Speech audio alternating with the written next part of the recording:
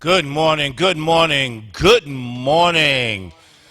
Welcome to National Action Network Saturday Action Rally. We are coming to you live from the House of Justice, but the House of Justice is down at the Sheraton Times Square Hotel because this is where the action has been since Wednesday, because we are in our national virtual and live convention. So we're coming to you live from the House of Justice, which is right here in the hotel at 7th Avenue. Want to welcome all of you with us on this Saturday morning, because if it's Saturday, this is where the action is. Our president and founder is the Reverend Dr. Al Sharpton. The chairman of our board is the Reverend Dr. W.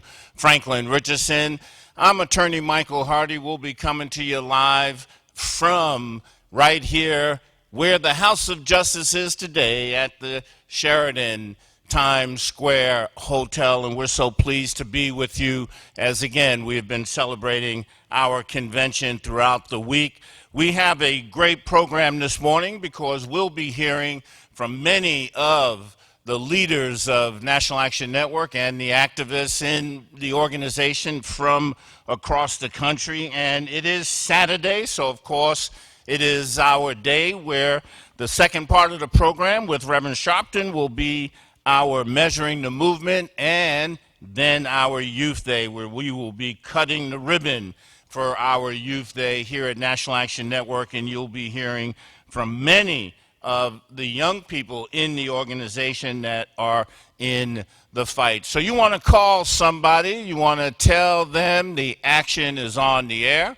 The Reverend Dr. Al Sharpton is in the house and getting ready to come to you. Brothers and sisters, as Reverend Sharpton said, this year NAN celebrates a historic milestone, 30 years of continuing the Reverend Dr. Martin Luther King Jr.'s fight for social justice. We thank you for your continued support throughout the decades and for being a part of our NAN family. Whether you are physically in New York or watching us virtually, you are a vital part of the commitment to justice and equality that we all strive for. Here's to the next 30 years and beyond. So brothers and sisters, you want to call somebody, tell them the action is on the air. The Reverend Dr. Al Sharpton is in the house and getting ready to come to you. But first up, brothers and sisters, will be one of our dynamic youth leaders.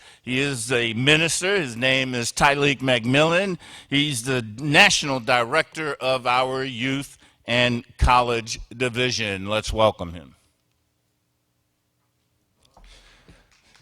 Thank you, Attorney Hardy. Good morning, National Action Network, and greetings to those who are watching us virtually. We're so excited for today. Today is our Youth and College Day. We're so excited to get the ribbon cut and hear from some of our young people. Our young people, we're so excited here at the National Action Network Youth and College Division, where our mission is to make policy and being involved the new norm, not the exception. And so we want to get your young people involved. If you are listening, I encourage you to go to www.nationalactionnetwork.net and get your young folks signed up and get them involved. I encourage you, as I said, to go to the website and get them involved.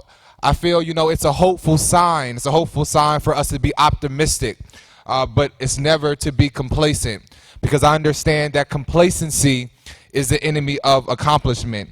And we still have so much yet to accomplish and still have so much yet to gain.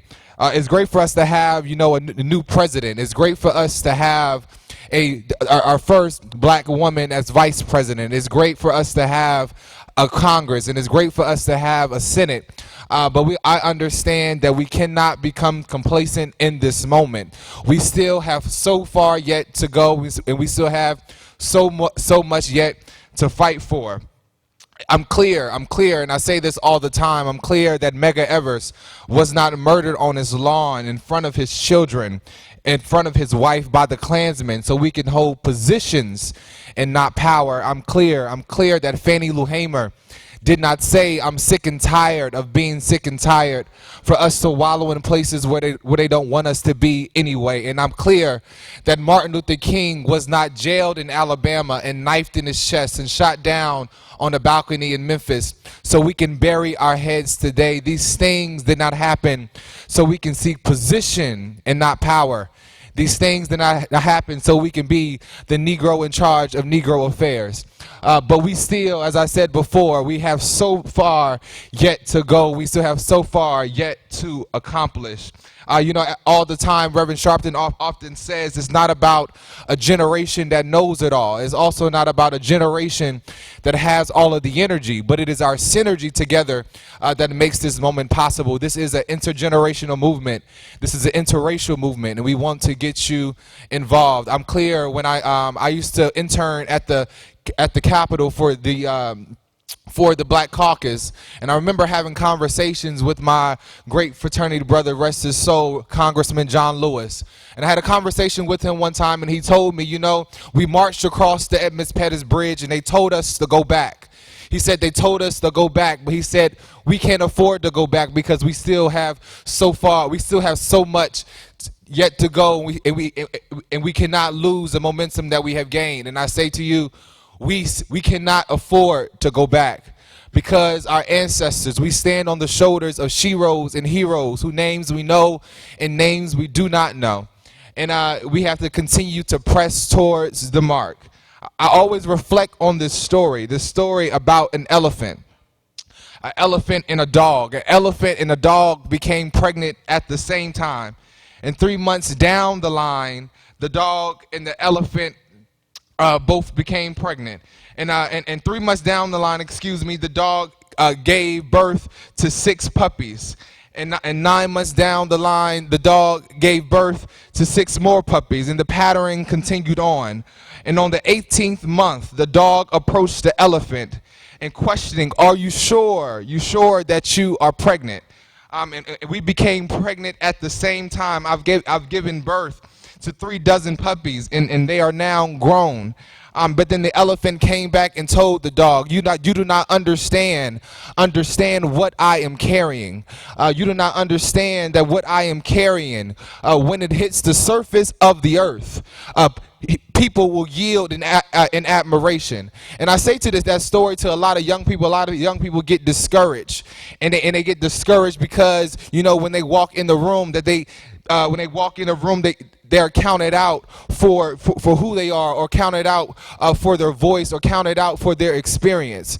And I say to you, when it hits the surface of the earth, when you use your voice, people shall yield in admiration. And so I tell you, when you keep on fighting, keep on pressing on, and together we can fight for this thing called justice. But it all comes together when each of us takes the mantle and does the good work. No justice, no peace. All right, thank you, Minister Tyleek McMillan. It's been a great week here at the Sheridan. Of course, we were pleased and privileged to have kick off the convention for us, the President of the United States, Joe Biden, also the Senate leader, Chuck Schumer, and the leader of the House of Representatives, Nancy Pelosi. It's just been a tremendous week here at the Sheridan, where we have been doing our convention both virtually and live. And one of the people that have worked to really make all of this happen and constantly works in our South Carolina region, and was on a panel yesterday with regard to diversity, and he really hit so many good points, and that's the Reverend Nelson Rivers. He's the Vice President of Religious Affairs for the National Action Network. Good morning, beloved. Good morning, beloved. Good morning, beloved. No justice. No justice. No justice. Thank you so much to Reverend Al Sharpton, our founder and president, Dr. W. Franklin Richardson, our chairman of the board, all of the team that leads at the National Action Network, especially Attorney Hardy for his great work down through the years. I want to lift up the fact that now we need to recognize in 30 years, we would not be where we are had not one person been able to keep his eyes on the prize. The Reverend Al Sharpton never lost focus on what it is we were trying to do, what it is that had to be done. And it's a model for many of us. I want to thank Minister Tyleek for lifting us up early this morning. But I tell all of us, both young, old, and somewhere in between, that there will be a time in your life, in your struggle, you have to be reminded, keep your eyes on the prize. This season that we're in, right after the resurrection of our Lord Jesus, he was confronted with dealing with his disciples, had to carry on the mission. And he called them together at a great fish fry after everything was said and done. And they didn't know who he was. And then later on, the one who had disappointed, the one who had turned away, the one who said, I never leave you, dog. I'm your ride or die. That very same one named Peter had turned his back on him 3 times. And Peter suffered. He knew I had to be held to account. But he thought he would get away with it. And so Jesus had a breakfast meeting, a breakfast workshop that morning. And he said to Peter, Peter, do you love me? And Peter said, you know I do. He said, well, feed my lambs. He said, Peter, do you love me? He said, you know I do. He said, feed my sheep. He said, Peter, do you love me? He said, you know I do. And Peter got frustrated, started acting like the old Peter was about to cuss. And you can always tell when somebody's caught in the wrong, they start cussing before they tell the truth. And so Peter then said that Jesus said, feed my sheep. And then Peter was confronted by this one thing you need to know. Sometimes failure is not the loss. Failure sometimes is preparation for success. Sometimes when you fail, you have to be prepared to succeed. And sometimes tomorrow the Lord has given a word unto me to be used at my church, and it's going to be what the Tasha say, sometimes you're gracefully broken. And sometimes you understand that Peter had to be broken before he could be healed. Peter was faking it, trying to act like I didn't do anything wrong, that I did not disappoint. But Jesus said, Peter, I need to let you know I got to break you so I can make you. And so sometimes I need you to understand that sometimes what you think is failure is nothing more than preparation. Because all failure is not a penalty for what you did. Sometimes failure is preparation for the next level and for the next step. How do I know? Because Peter then turned, after trying to throw shade, he turned around and looked at John and said to Jesus, what about him, Lord? Why are you messing just with me? What about him? Didn't he disappoint you too? What about him? And then Jesus said this powerful thing. What is it to you that I would do whatever I want with him? That's not your business, Peter. Keep your eyes on the prize. Don't go hating on somebody else. Don't use other folks' problems to be your excuses. Stop looking at other folk and ask the question. Keep your eyes on the prize. What about you, Rivers? It doesn't matter what they did. What about you, Nelson? It doesn't matter what they did. God told Jesus to tell me, keep your eyes on the prize. We made it this far because Reverend Al Sharpton kept his eyes on the prize. He'd been criticized, but he kept on moving. Lied on, kept on moving. Didn't know how I'm going to make it some days, kept on moving because he learned early. It doesn't matter how long it takes. The question is, will you be there when it's all over? He kept his eyes on the prize. Good morning, no justice, no peace. The reason we're here and we'll be here because we got to keep our eyes on the prize. All right, that's our Vice President of Religious Affairs in South Carolina. And I have to say that Reverend Rivers does so much, but we do want to also give thanks to his main assistant down in South Carolina, because she's been manning the COVID center to make sure, as Reverend Sharpton said, the one thing we all have in common is that we're all negative for the virus, and Trudy Grant has been the person that has led us through that, and we thank her for her work this week. Reverend Ron Saylor is the Southeast Regional Director, headquartered in Atlanta, Georgia. Let's welcome. Thank you, Attorney Hardy. Good morning to you. I want to bring greetings and extend my special appreciation to our founder, Reverend Dr. Al Sharpton, our chairman, Dr. W. Franklin Richardson, to the board of NAN, and to all of you who are watching this morning. May God bless you. This has been a unique NAN convention in that it is the first convention we've been forced to hold in virtual space. Due to the ravaging damage of COVID-19, not necessarily safe for us to gather here in New York.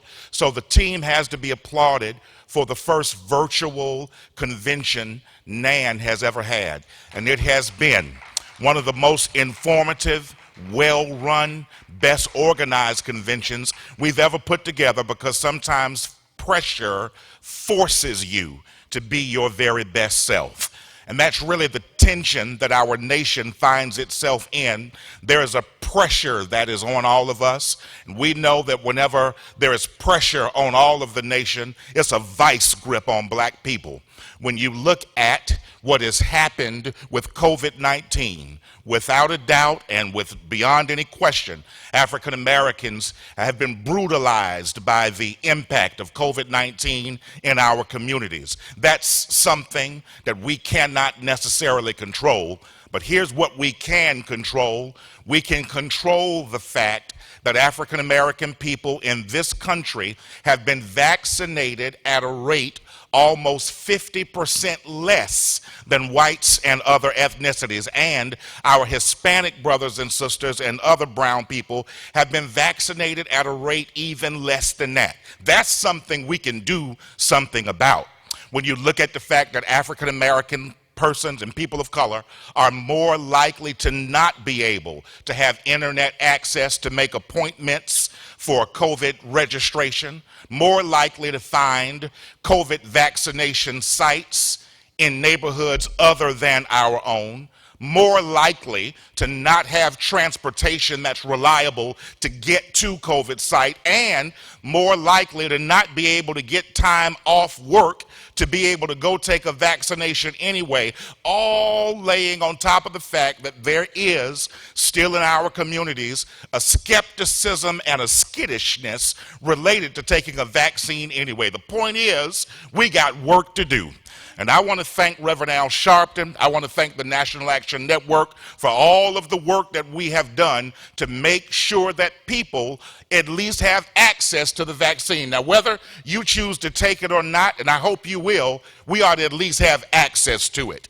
And we need to make sure that African Americans and people of color around the country are able to be vaccinated at rates equal to whites everywhere. This is the work that we've been doing. And in the southeast region of the United States, we have chapters, NAN chapters, that have been on the forefront of this work. We honored Reverend R.B. Holmes and Reverend Don Tolliver from our Tallahassee, Florida chapter, who have made sure that 127 COVID vaccination sites have been placed in the Tallahassee area, because when they first started, they put them in Publix and Walgreens. Well, the problem is no Publix and Walgreens in the black neighborhoods. So people who believed in God and had enough faith to get up and do something fought and made sure that when they sat down, we had the opportunity to be vaccinated. We honor you, Reverend Holmes. We honor you, Reverend Sharpton. We honor you, Dr. Richardson. Our fight is not over yet,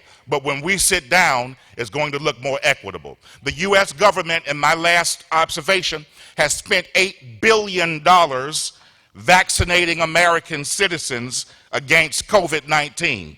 And with $8 billion with the B being spent, we have only vaccinated 8% of the African American population in our country. If you gave Al Sharpton $8 billion, every black person in America would have been vaccinated. All of our pets, cats, rats, and dogs would have too. So that's the next level of the fight. If you can't do it, I bet we can. God bless you. I love you. We'll see you soon. All right. Thank you, Reverend Saylor. Right now, brothers and sisters, we're going to go all the way to the West Coast, to the great city of Los Angeles, for our Western Regional Director and also the head of our Los Angeles chapter, the Honorable Reverend Jonathan Mosley. No justice? No justice. What do we want? When do we want it? What do we want? When do we want it? We're very thankful and grateful this morning to be on such a momentous occasion with this virtual, something that's different, but it also lets us know that our visionary, who we give honor to, the Honorable Reverend Dr. Al Sharpton, and to our chairman, Reverend W. Franklin Richardson, and to most illustrious attorney Michael Hardy, and to those that are here today. It is my prayer that after what we have been given in these days that we don't sit on it, that we take these instruments that have been provided for us, the tools, the way that we have to now engage in this warfare against injustice and unrighteousness. We've been given a great amount of information. Information is no good if it's not moving in a proper direction. Without having to say anything more, it is my prayer going back to the West Coast, going back to Los Angeles, in which we thank God again for our illustrious leader, Dr. Sharpton, for having a vision to not just be located in one area, but that we have to spread this across this land.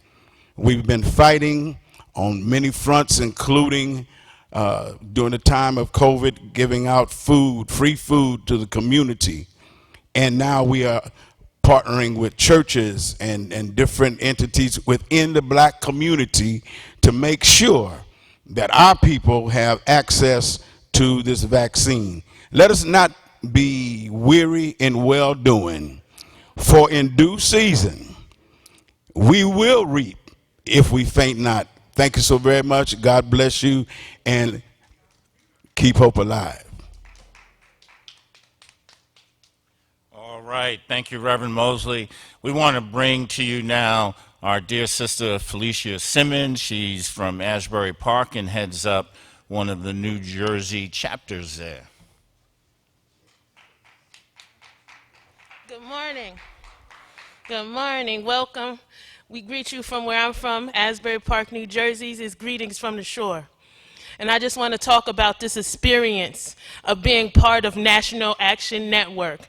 This experience, coming from the most gentrified city in Asbury Park, where I've seen my black population decrease by 7%, gave me the tools to sit here and fight for my community.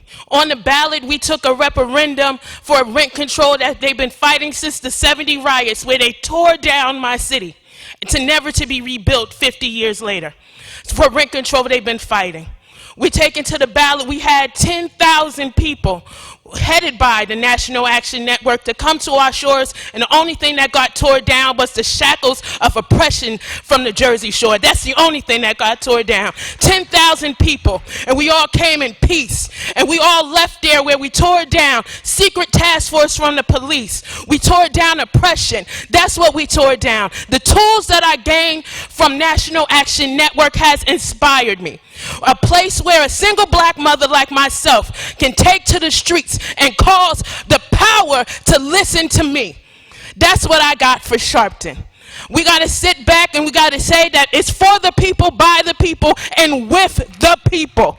I am proud to say that I am the president of the Monmouth County, Ocean County National Action Network, the greater Asbury Park area, because we take it to the streets. And I am proud to be part of the National Action Network, where we stand beside the Honorable Dr. Reverend Al Sharpton and his fight. We have to remember that everything is local, from the bottom up. He said, Reverend Al said, we have to, go all the way down, but I said we go from the bottom up when we go down that ballot, because it matters. It matters from the school board. It matters from the city council. It matters from the commissioner. It matters from the assembly. It all matters, but what matters more is what you do with your voice and your vote. We have to get out there. We have to be inspired. This isn't a fight against white and black. It is a fight against righteousness and non-righteousness. We have to understand that we fight not the big people sitting in high spaces, but we fit that low spirit that travels abroad. That's what we're fighting here. And I'm going to say thank you. Thank you to National Action Network. Thank you to my family members from across this nation that I got to see here. I want to say thank you for everybody at home that send me with prayers because I have to be prayed up to continue this fight. I want to say thank you for my sister from New York that sends me a prayer every morning from the House of Justice. She sends me a prayer every morning. She never met me, but she sends me a prayer every morning to say, I'm praying with you, sister. And I want to say thank you. Thank you, thank you, thank you. And have a blessed and wonderful day. Go out there and change the world, people. All right. Thank you, Sister Simmons. You know, brothers and sisters, we, in the midst of the pandemic, we were gripped with more police violence and the killing of George Floyd, and this nation obviously has been glued to the trial that is happening. And in the midst of that, you had two more situations, the killing of Devontae Clark and Adam Toledo. And we were really honored this week to have with us as part of our convention the mothers of the movement who have come to symbolize all of those mothers who have lost kids, mainly to police violence.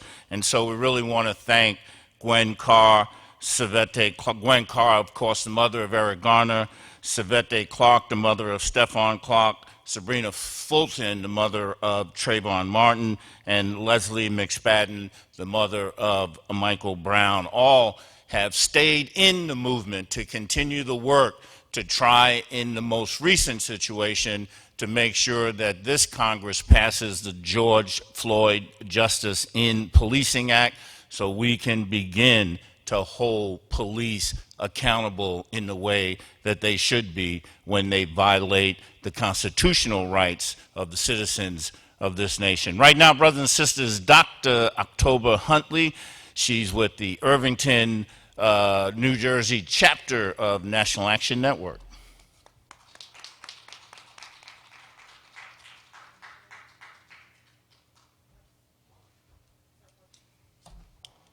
Hello, my name is Dr. October Huntley, and I bring you greetings from the Irvington chapter of New Jersey National Action Network. Something took place yesterday when we had our chapter meeting, and I was totally caught off guard when Reverend Toon made the announcement that Irvington chapter of the National Action Network received the National Action Network 2021 Chapter Award. And I just want to say, as president, my organization is no such thing as I and we. It took the whole entire team in order to receive that award. Why do we receive the award? Because my chapter is about action.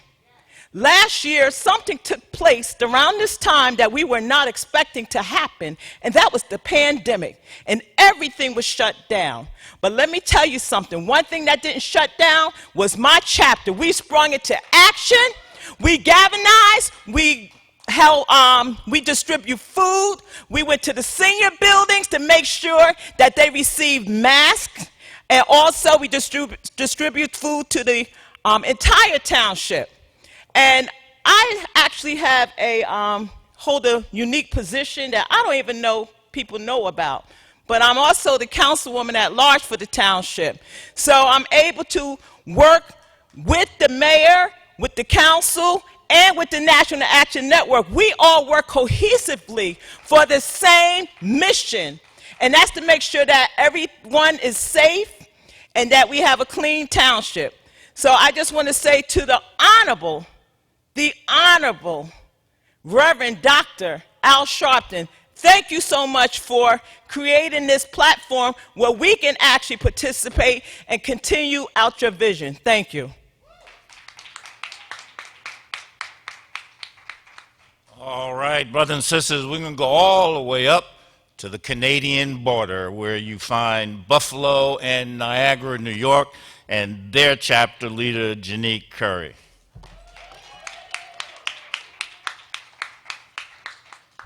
Good morning, everyone.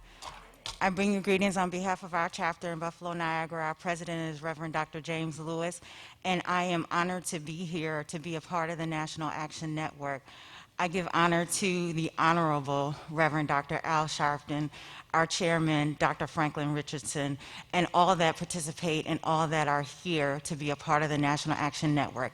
This has been a fantastic convention this week. Although it was virtual the first time, it looked fantastic, it was fantastic, and I was happy to be a part of it. Up in Buffalo, we're doing a lot of work as well to continue to fight against COVID. We have been fighting against COVID by making sure that we are delivering food as well to many of our neighbors and friends with our partners.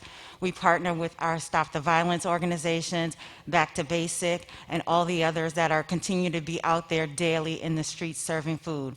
I'm happy to say that in the tradition of Mr. Hardy, the wonderful tradition of Mr. Hardy, we hosted our very first legal night during Black History Month.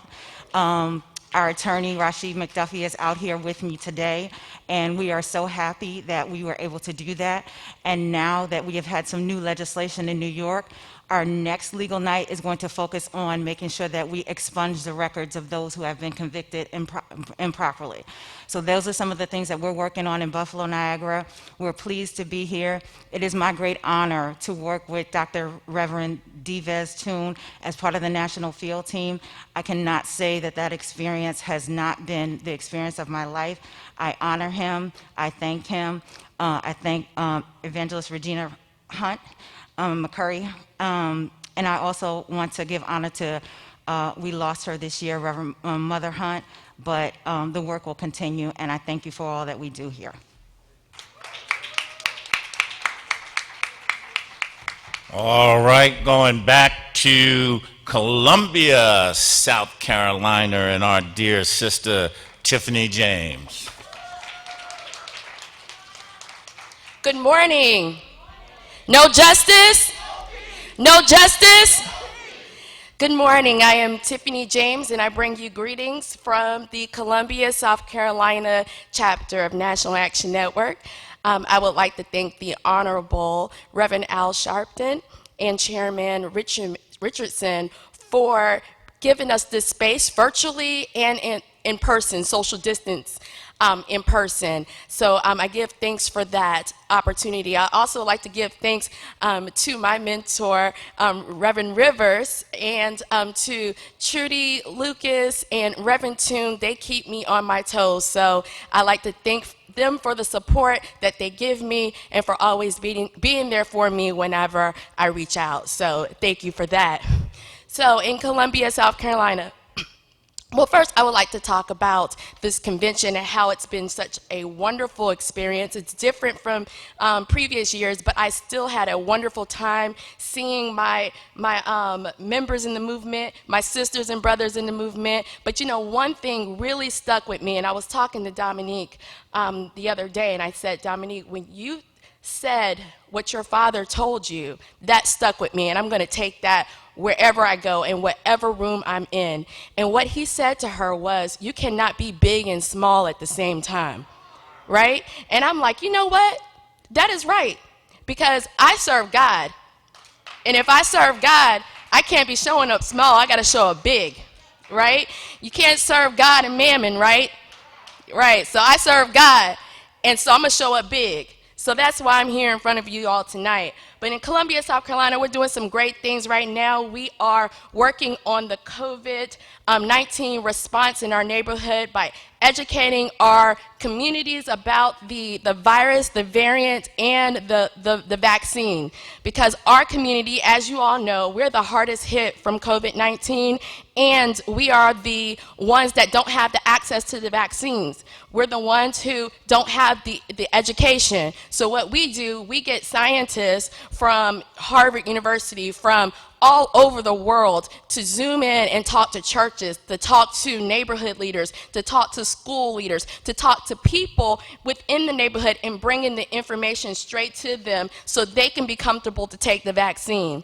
So that's one of the things that our chapter is involved in, but a huge victory happened on February 4th for the state of South Carolina, and our chapter was involved with that, and that was the South Carolina Department of Transportation. They passed the Complete Streets bill, a complete streets policy that we've been working on and advocating for throughout the state of South Carolina for 2 years. And you may say, well, you know, what does that got to do with justice? That has a lot to do with justice. Black people in South Carolina make up 27% of the population, but we also make up 46% of the injuries and fatalities due to being a pedestrian. So this is a Black Lives Matter issue, right? And Black Lives Matter, it doesn't just matter after the police kill us. It matters while we're here, while we're alive. So we have to look at the quality of life that we have while we're here on this earth. And the Complete Streets bring that, because it is going to our neighborhoods, prioritizing our neighborhoods to put sidewalks in place so people will not die when they're walking to the bus stop or walking to just enjoy their neighborhood. It puts lighting in place when people get off work late and there's not lighting, so they're getting hit by the car. And it also helps out with walking while black, because people get pulled over for jaywalking, right? But if you don't have any sidewalks, like if you don't have anything to aid in your mobility, you're just walking just to get where you're going, right? So it just helps out so much with you know, the criminalization of walking, and also it helps out with our quality of life overall. So that was a major win for us. The policy passed on February 4th, which is Transit Equity Day, because of Rosa Parks. So thank you. Thank you so much, everyone, for giving me this space to share our victories from Columbia, South Carolina. And I look forward to working with you all and being in this space with you again. Thank you. All right, brothers and sisters, we have had a long-term leader down in South Jersey in our Atlantic City chapter there. He's the leader there, and we have had so many actions there, including closing down the boardwalk a few times and being very involved in a number of other actions. One of them involved misconduct that was happening at a firehouse. And Steve Young, who's the leader there, Brother Steve Young, he went to the council meeting and he stood up and spoke, because these were allegedly situations where the firefighters were abusing young black women as they, and when I say young, like high school, as they went past the firehouse each day, they used to entice them in. And they tried to come after Steve for that, and it went to the court. And in the court, it went before the Superior Court judge, who just so happened to be the judge who wrote the script for Boardwalk Empire. And with regard to the substance of that case and the culpability of Stephen Young, the judge eventually said that the firefighters have a tail but no dog, and dismissed the action. Brother Stephen Young. No justice? No justice? Thank you very much. First, I want to give honor to God. I want to say, Assalamu alaikum, peace be unto you, and I am present for peace and shalom to everyone. First, I want to say, Reverend Dr., the Honorable Reverend Dr.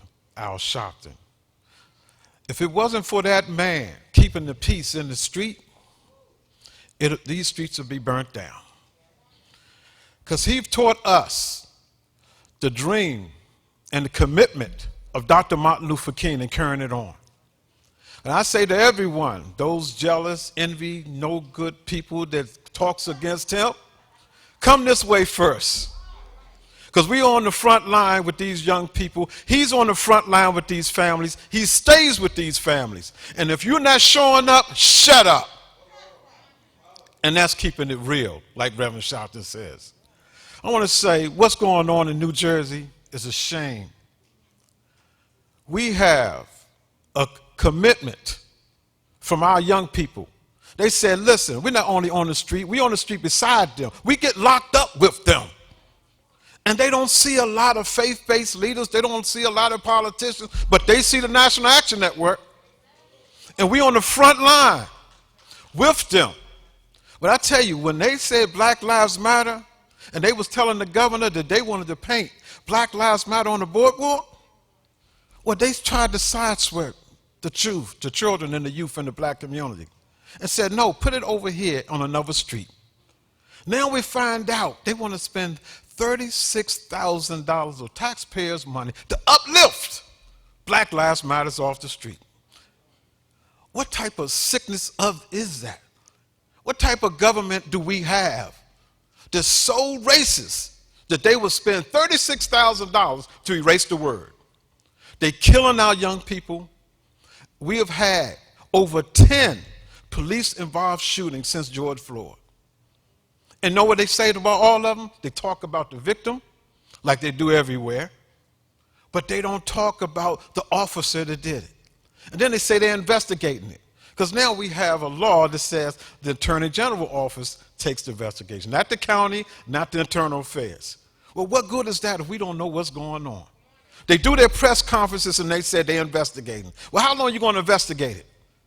We have one after another and another and the same issues going on. So we say to the governor of New Jersey, Phil Murphy, we're going to hold you accountable. We want access to our government. And we want transparency when this is over. Because we don't have transparency right now.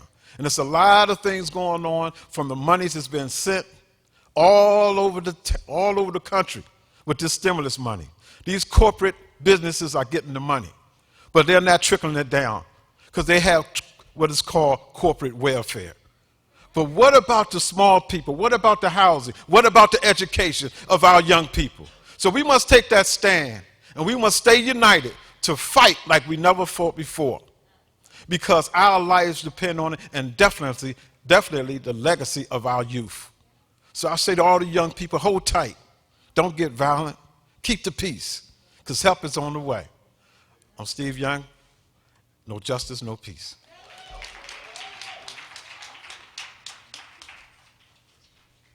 All right. Thank you so much, Stephen Young. Right now, brothers and sisters, we're going to go back to the soul of New York and the village of Harlem, for our senator represents the 30th Senatorial District in Harlem. He represents all of us, the House of Justice included, Senator Brian Benjamin.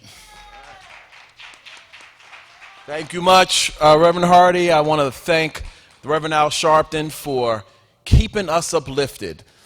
In this moment, we're having a virtual convention, which is really a hybrid convention from what I can tell. So I want to thank Reverend Al Sharpton for continuing to being on the fight. I'll be brief this morning. I come with a heavy heart. I know many of you have a heavy heart. We are continuing to grapple with the issue of the police culture in this country. And, I felt great when we passed the Eric Garner Anti-Chokehold Act in New York State that I sponsored, because it was the first bill in the history of New York that will hold police accountable for choking someone to death.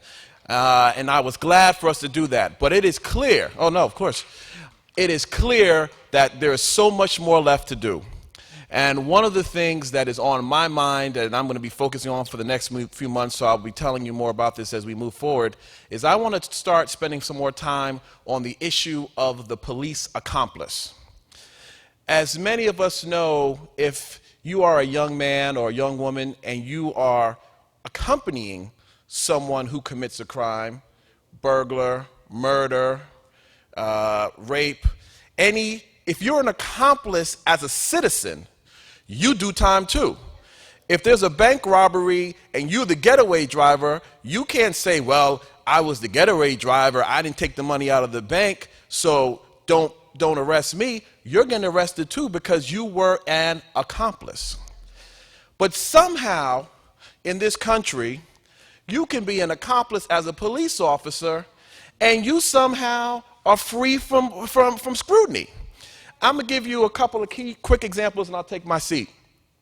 I want to talk about this issue in Virginia with the young Army officer who was just driving his car to get some gas, and there was a cop, Officer Gutierrez, I will not forget this man's name, who treated him awfully disrespectful and said to him, "Get out the car." He had his hands out. He couldn't open the door. He proceeded to abuse him, pepper sprayed him. And all the young man was asking is, "Why are you stopping me? I'm a police officer. I mean, I represent this country." He had on his military fatigues. That officer didn't care, yanked him out the car, threw him on the floor. And I kept saying to myself, what was the second officer doing just watching this whole thing happen? Why didn't that officer say, "You know what, hey, calm down. We're going it's a little too much." Didn't do it. But yet, we're supposed to accept that kind of behavior? Absolutely not. So I'm going to be looking very closely at the laws in the state so that we can hold not just the officers accountable. When you kill someone, you choke someone to death, you shoot someone with a gun, but you quote unquote thought it was a taser, though you've been on the workforce for 26 years, and you should know the difference between a yellow taser and a black firearm. You should know the difference between your right and your left. If you are a right-handed person, that means your taser is on your left hand. I mean, this is in their manual. So how is it that you somehow missed the fact that you used your dominant hand to pull out a firearm and not your non-dominant hand? But then you said taser, taser, taser. At some point you would say, "Oh, wait a minute, this is not my taser. Oh, oops, let me put this back. Let me actually get out my real taser." Plastic versus metal. Listen, we are being treated awfully in this country, and enough is enough. But not only do we need to get after the officers who are committing these acts, the people who abet them, the officers who are accomplices and standing by, they need to be taken to a task as well. We're going to have the same set of rules for everybody. If that's the set of rules for the citizens, it's a set of the rules for police officers as well, and we're going to get it done in the state of New York. Thank you very much. All right. Senator Brian Benjamin, thank you so much. Right now, brothers and sisters, we are pleased to have for our inspirational word today the Reverend Johnny Green. He's the pastor of Mount Nebo Baptist Church in the village of Harlem. He's also a board member of National Action Network. Let's welcome him.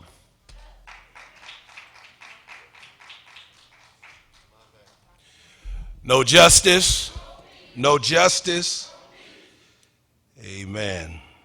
To Reverend Dr. Al Sharpton, our president and founder, and Dr. W. Franklin Richardson, our chairman of the board, and all of our national board members and all of the NAN family, we greet you today in the joy of Jesus Christ, and we thank God for this privilege to share with you this devotional message.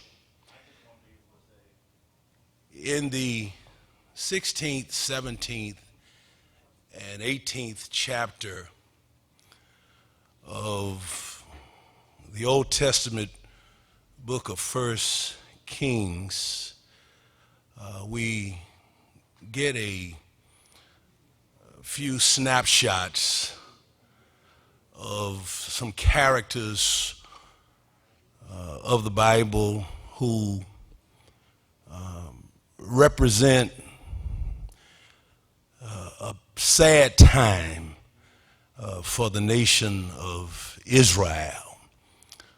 When we canvass chapter 16 of 1 Kings, we see a succession of kings that came to the throne, they came to power, they came to positions of leadership and prominence, but they were not led by God.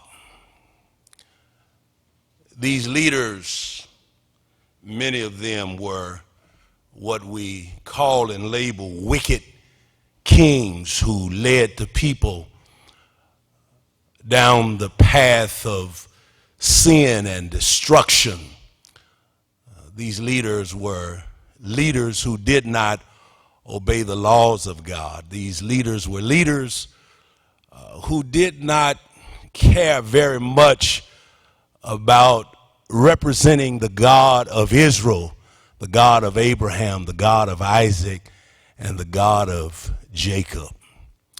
At the time of our text in chapter 18, we see where a king by the name of Ahab has joined forces with his wicked wife, and they have been killing off the voices that spoke truth to power. They had been taking the lives of the courageous prophets, those who stood up against injustice and unrighteousness.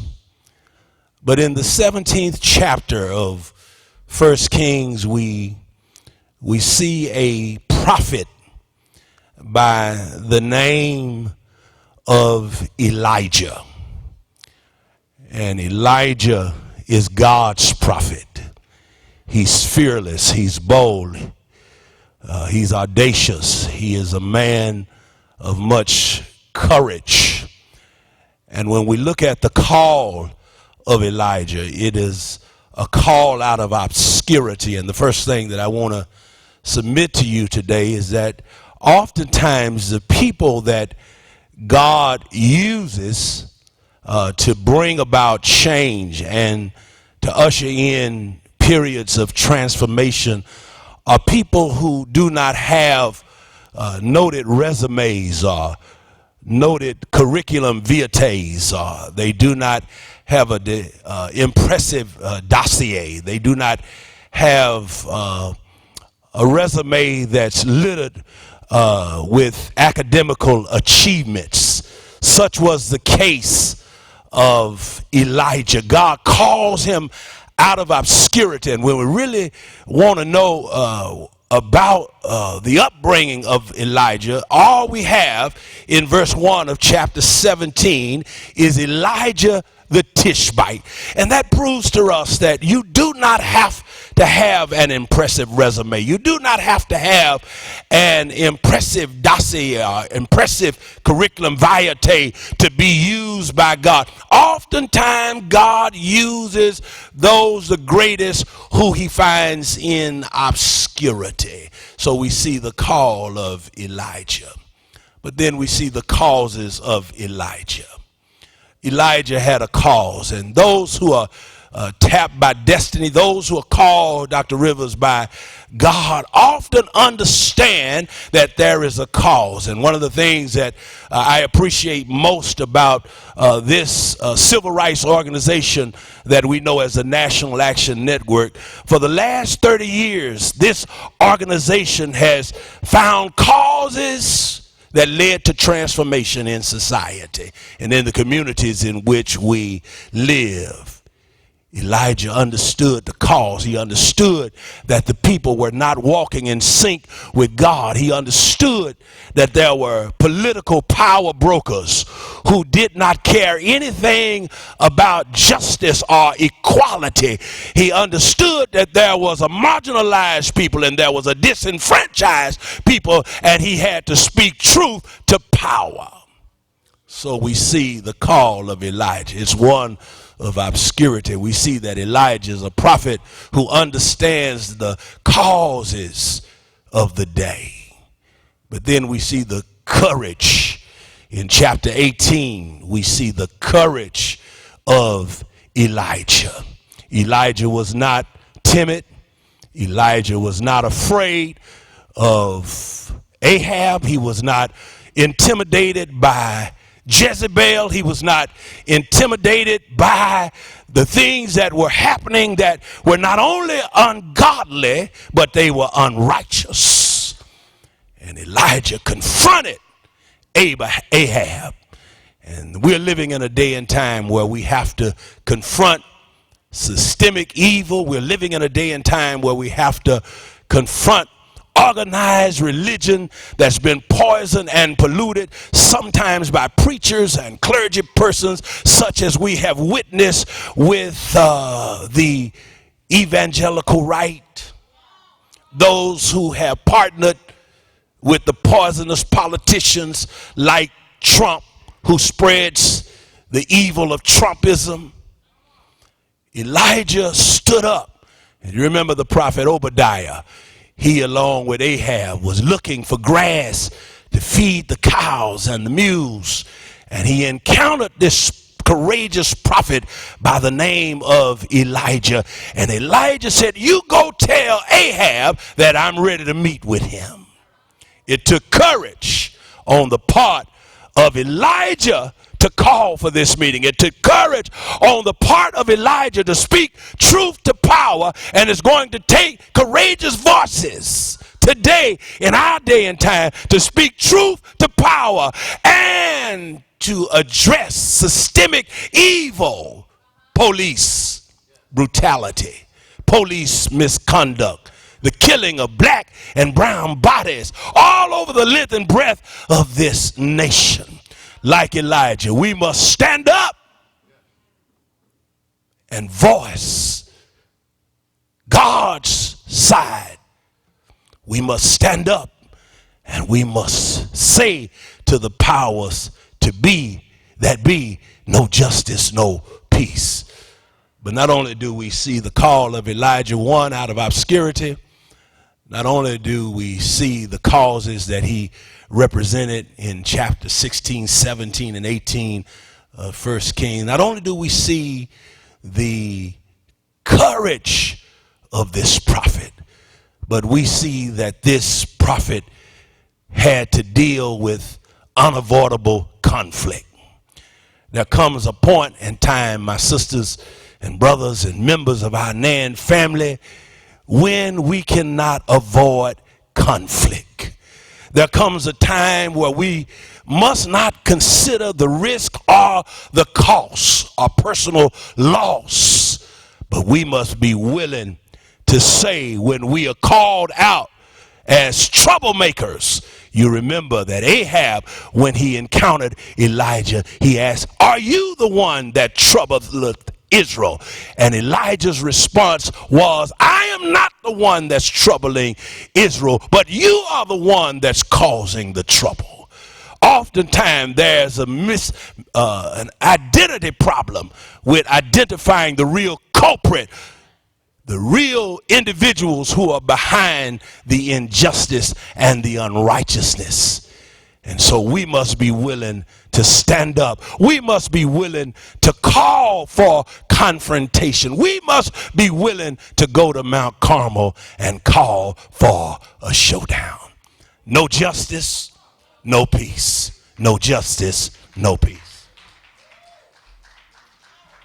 Reverend Dr. Johnny Green, last but not least and very brief, is our Vice President for the New York City chapter, Dr. Alvin Ponder.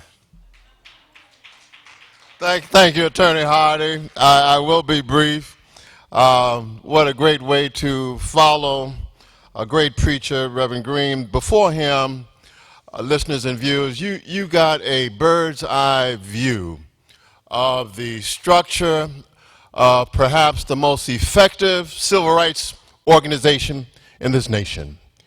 You had a good view of the infrastructure of one of the greatest organizations ever in this country. And our organization is built on committees. It is committee-based. And I'm charged with telling you a little bit about the flagship chapter, the New York City chapter, and the 19 committees that we have. If I can briefly run through some of the things that these great committees are doing, some of the great work. We have a political action committee chaired by the board member, Dawn Jones, that has led the effort in voting education and registration. Ranked choice voting is now taking a prominent role in electing our officials, coming up with an election in New York City. The primary is in June. We have a education committee chaired by Chaplain Sandra Mitchell, building relationships with institutions of higher education in an effort to decolonize education, black and brown committees. Let me say parenthetically, I heard somebody talking about resumes. I'm actually a retired professor of biology.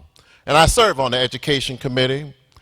I actually hold an MD degree. I'm a social activist doctor, and I've been able to use that heading up the HIV/AIDS Committee. We have a Deaf Committee chaired by Chris Dudley, and there are many other committees, including the HIV/AIDS Committee, the Second Chance Committee, the Women's Auxiliary, the all-important Crisis Task Force. And let me say that we've enjoyed this conference, and we've learned a lot. Thank you very much, Attorney Hardy. All right. Thank you, Dr. Alvin Ponders. Brothers and sisters, if you're right here in today's House of Justice at the Sheraton Hotel, or if you're watching us virtually, I want you to... Okay, I'm sorry. All right. I'm just going to bring on our president and founder, the Reverend Dr. Al Sharpton. Good morning, good morning. Let me thank Attorney Hardy for presiding in our first hour live on 1190 WLIB, as we do every Saturday. And you that are here, we are not at the House of Justice, though we're there live, and we're live streaming there, and live streaming on YouTube and Facebook and www.nationalactionnetwork.net. One of the things that I'm very happy about is that we have had tens of thousands tune in every day for this virtual conference. And last year, because of the pandemic, we did not have a conference or convention. This year, we decided to do it virtual. And I must give credit to Ebony Riley, heading our Washington, D.C. office, and Katrina Jefferson here, and Dominique Sharpton, who's over membership. They put this together. And we've had virtual numbers that I did not think we'd reach every day. And I want to give them a big hand.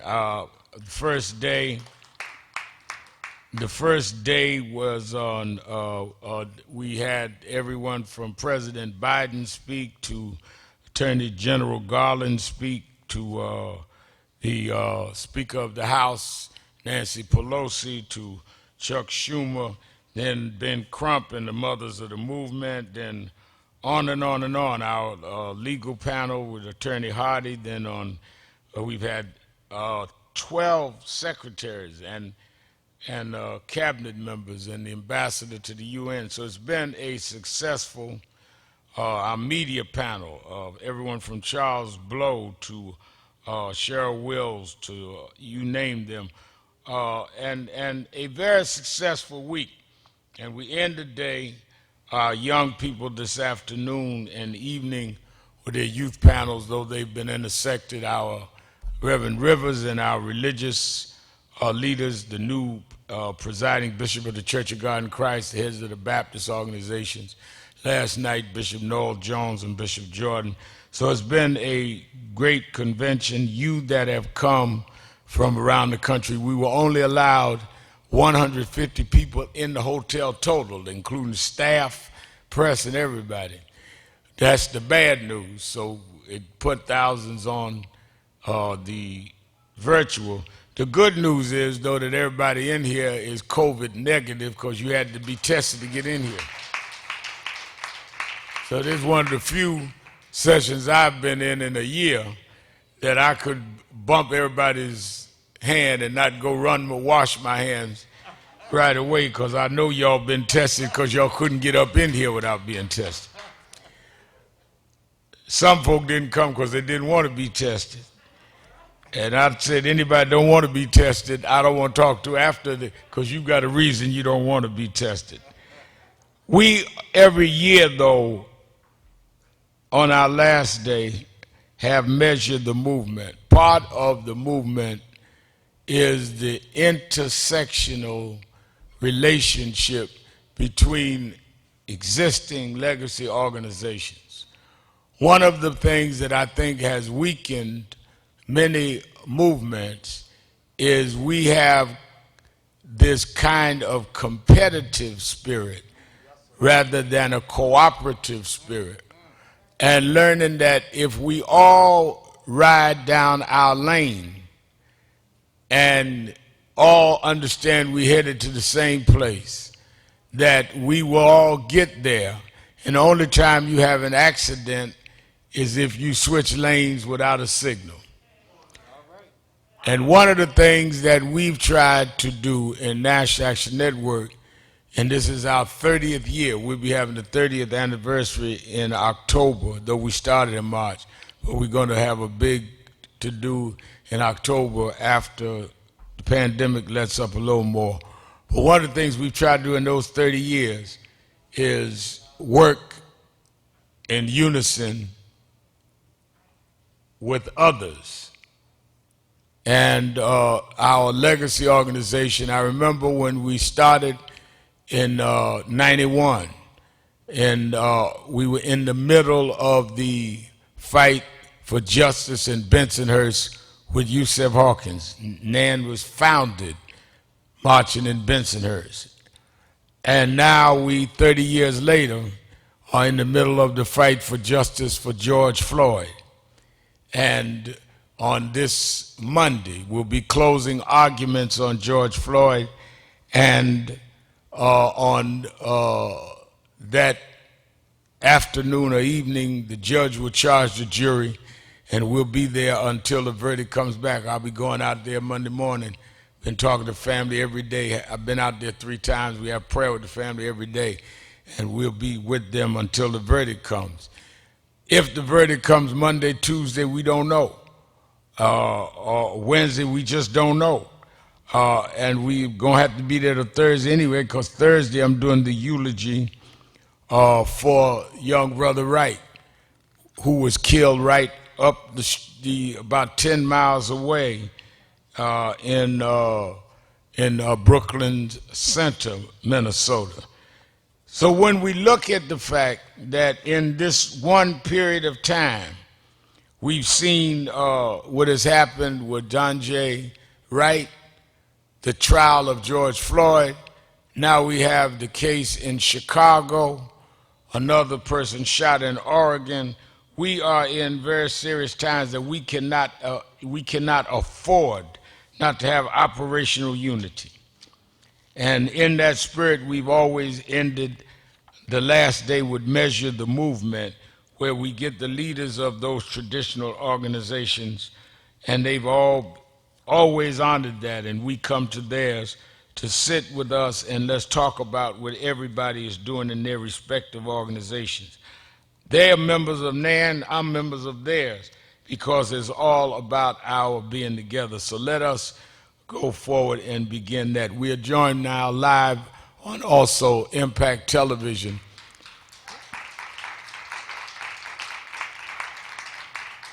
Every Saturday we're on Impact, as well as WLIB Live, as well as YouTube and all of that, whatever else y'all got that I don't even know about these young folk got. I was listening to Talik, the young people will take over this afternoon, Talik, talking about that elephant and the dog. I hadn't heard that one, Talik. I'm going to do that another way, I'll tell you now.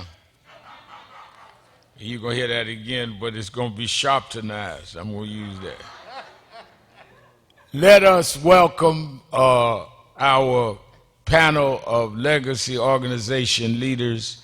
Let us recognize the president and CEO of the National Coalition of Black Civic Participation, Melanie Campbell.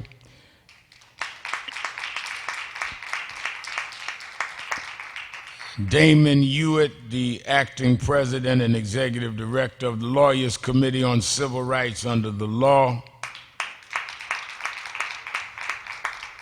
Derek Johnson, president and CEO of the NAACP.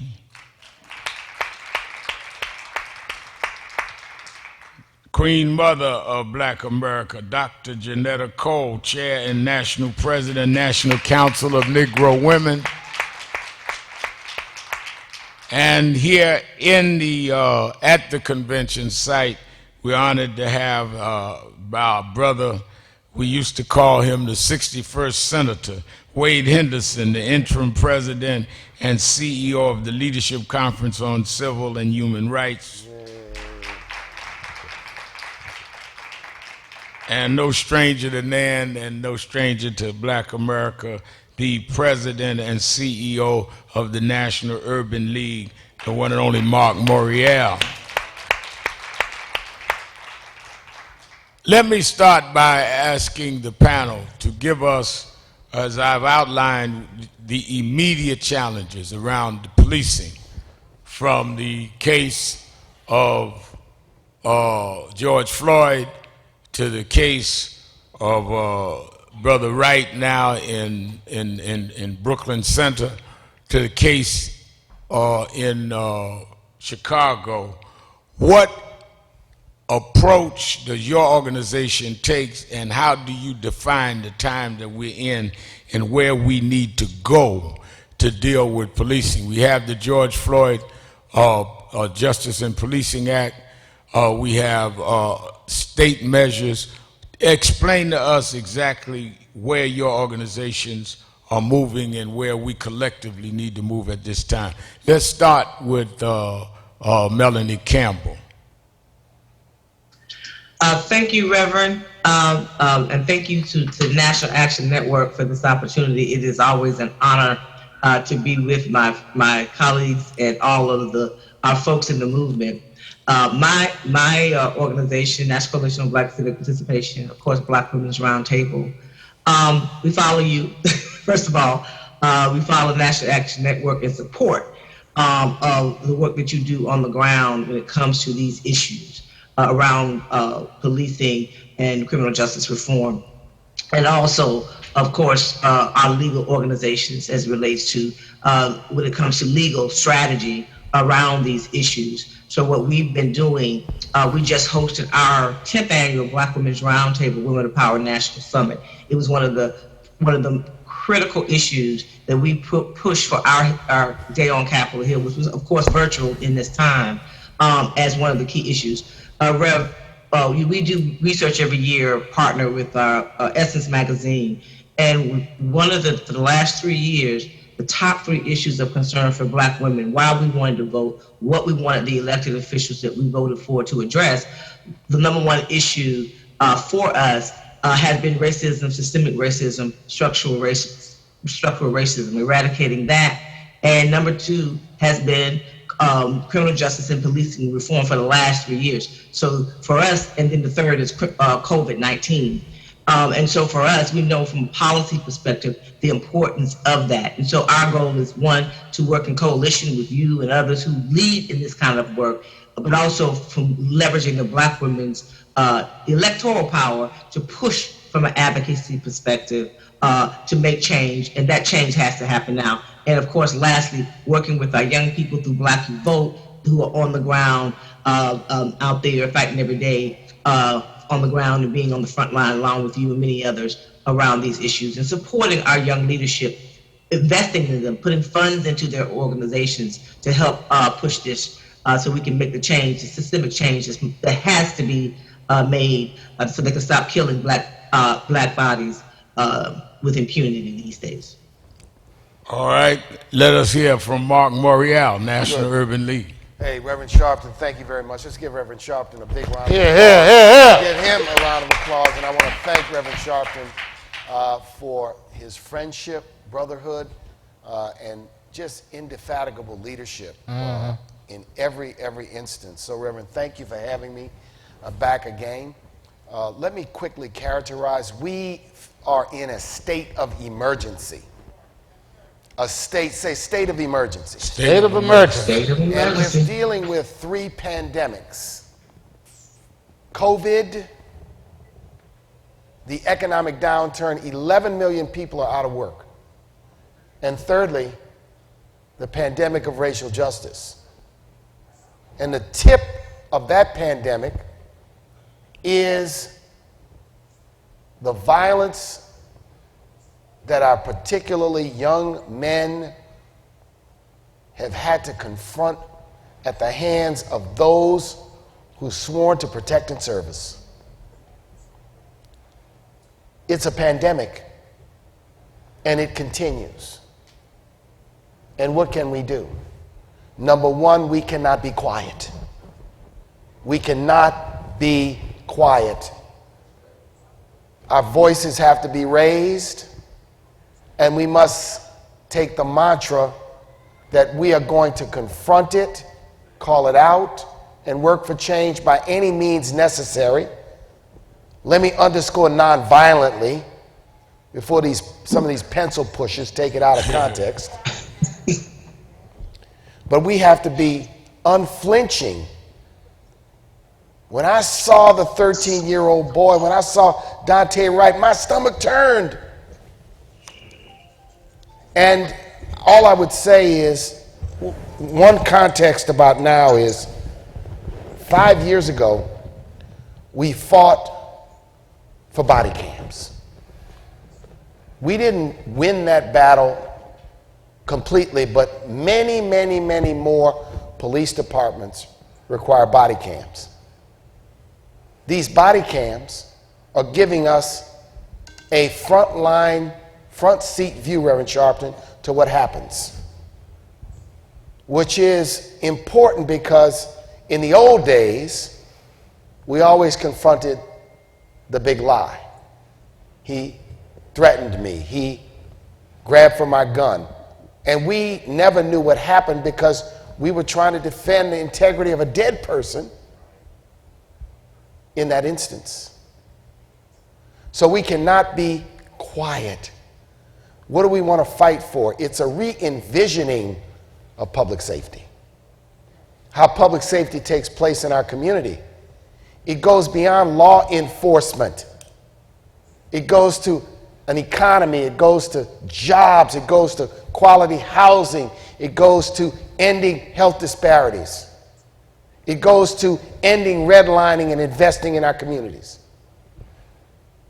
The other thing we must do is we must call the question with every single elected official that comes around.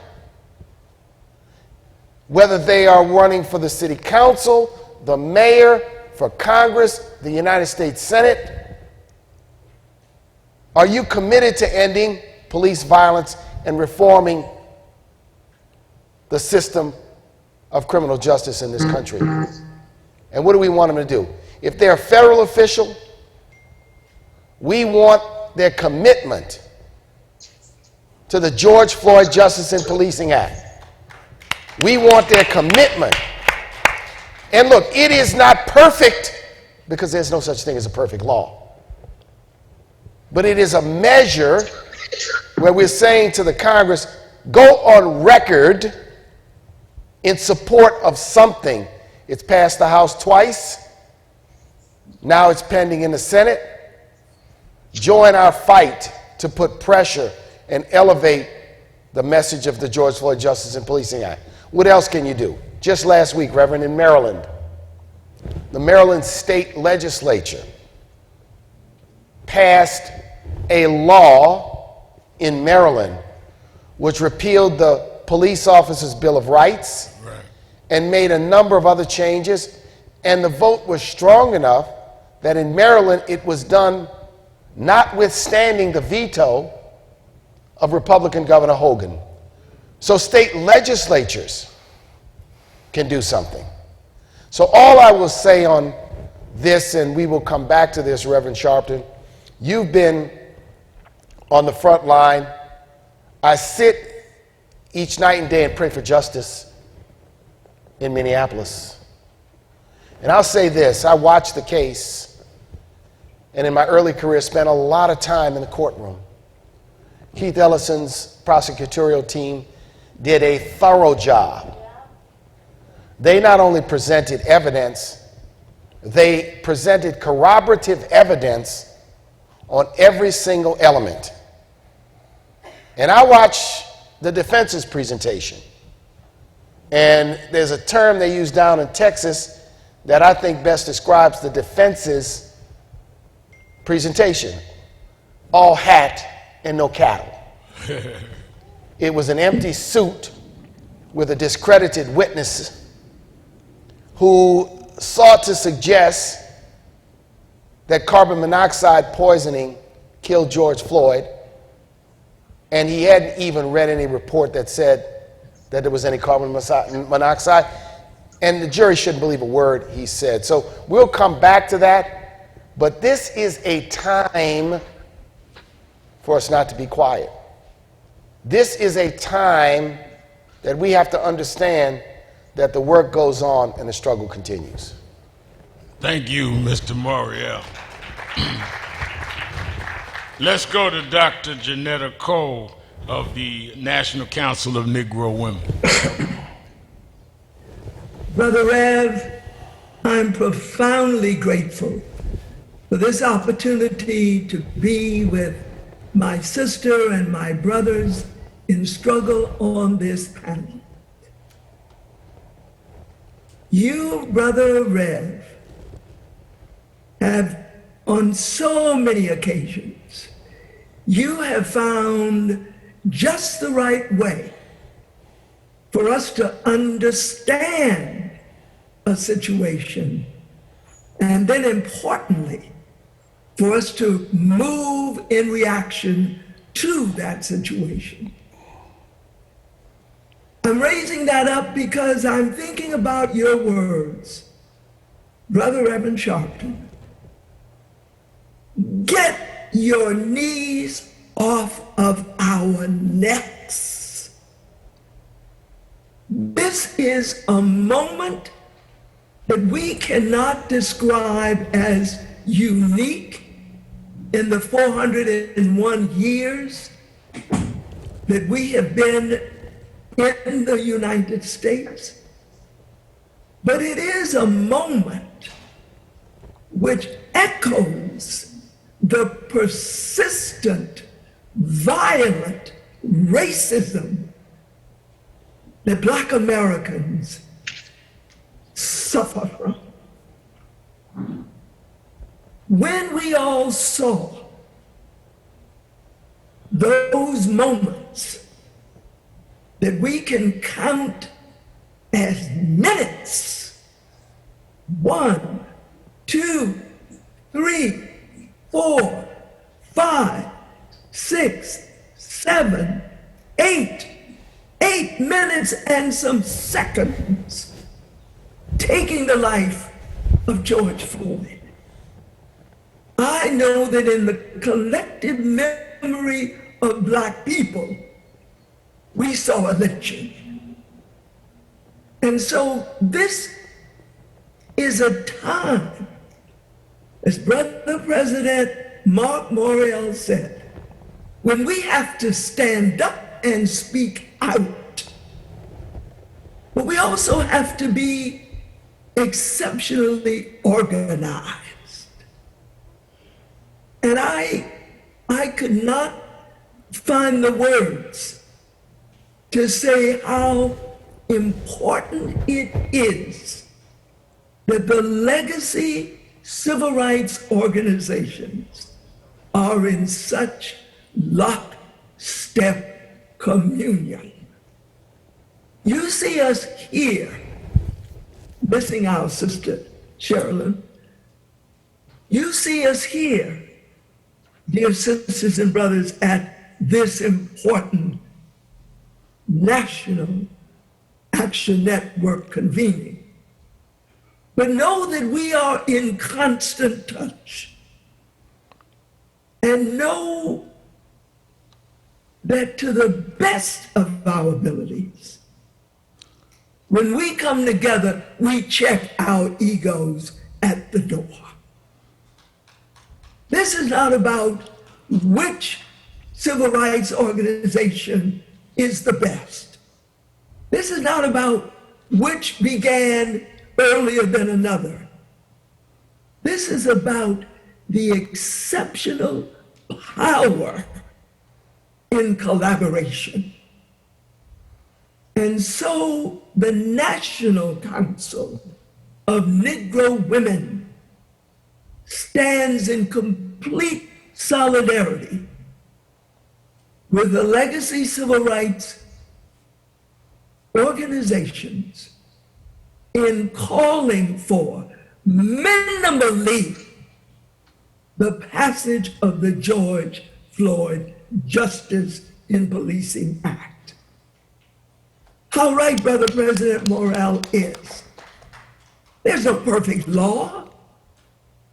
We shouldn't be spending our time peeking at something when we have the opportunity to make a fundamental change in the relationship between those who carry badges and are said to be the enforcers of law and the countless women, men, and children in our communities. The National Council of Negro Women has no interest whatsoever in separating the rights of black women and the rights of black men. Going that way leads to nothing but more systemic racism and more systemic sexism. We will not be divided, black women from black men. But we also, in the National Council of Negro Women, remind us that whatever the issue is, black women are suffering from it. We tend, for example, to call the names of our brothers, our black men killed for being black.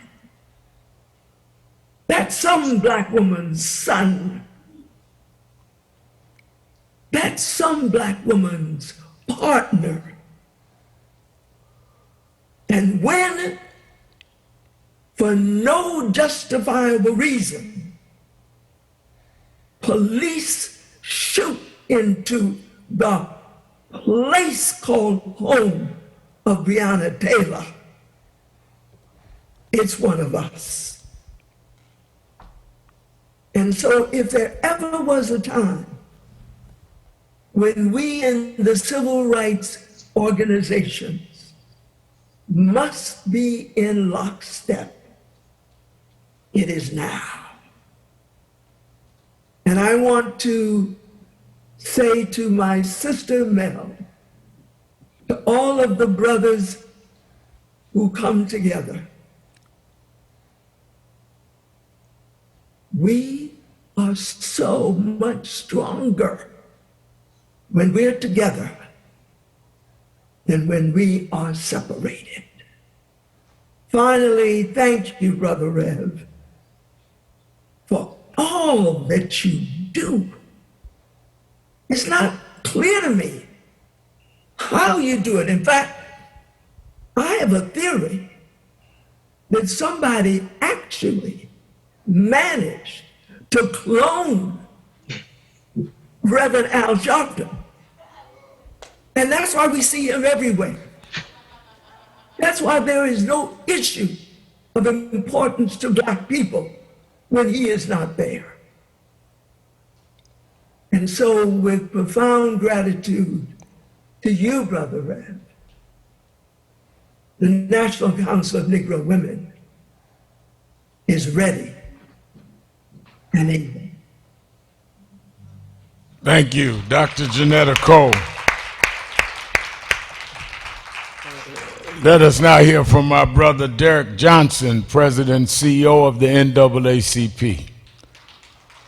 Good morning, Rev. Good morning to all the panelists. And first of all, Rev, I need to get your tailor because I appreciate you bringing the three-piece suit back. So I need you some vests. I want to congratulate NAN on this 30th year of existence. Your voice has resonated loud and clear, and we appreciate your voice, your advocacy, and how you have brought forward this question of police violence in our community for many years.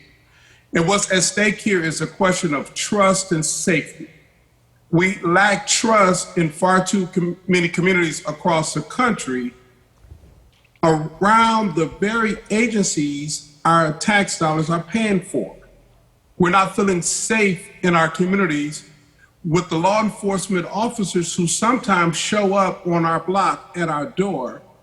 And that has been a consistent problem in this country for years. You think about the Fugitive Slave Act and the creation of far too many of our police agencies were established because they were in pursuit of runaway Africans seeking freedom to bring them back to put them in systems of slavery. If you think about many of our correctional facilities, they started off after the Civil War, after the ending of Reconstruction, as penal farms so that landowners can reinstitute a system of free and cheap labor.